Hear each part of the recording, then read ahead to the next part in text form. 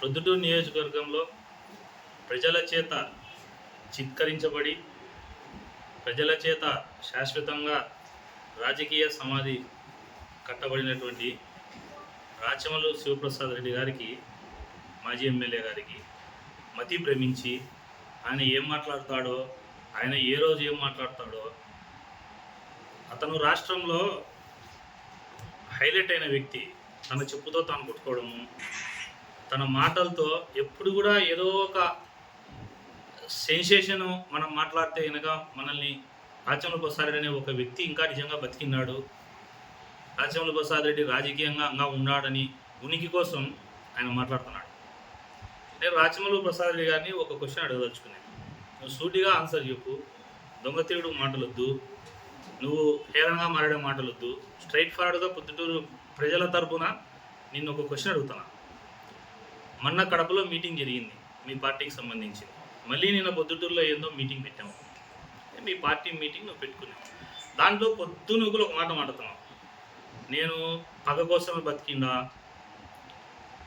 ప్రతి నిమిషము నాకు తెలుగుదేశం పార్టీ నాయకుల మీద పగ తీర్చుకోవడానికి బతికిండా, 29 దాకా వద్దు, ఏందో 26లో వస్తే పగ తీర్చుకుంటా అంటావు. అసలు నువ్వు ప్రొద్దుటూరు ప్రజలకు మేలు చేయాలంటావా?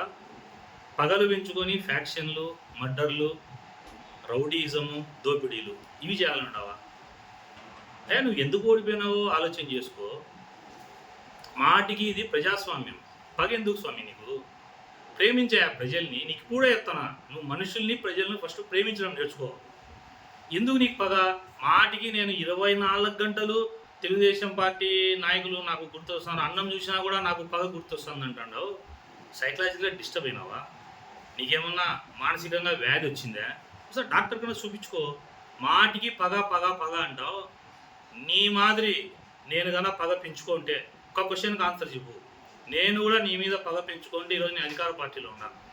ఒక్క గంట చాలు నాకు టైం. నీ మీద పగ తెచ్చుకోవాలంటే ఒక్క గంట.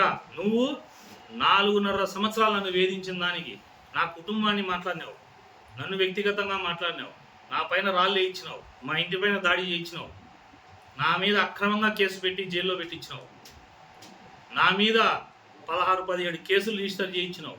ఇన్ని చేసినావు. ఏ రోజున ఇప్పటికి గవర్నమెంట్ వచ్చి తెలుగుదేశం పార్టీ సంవత్సరంలో లేదు.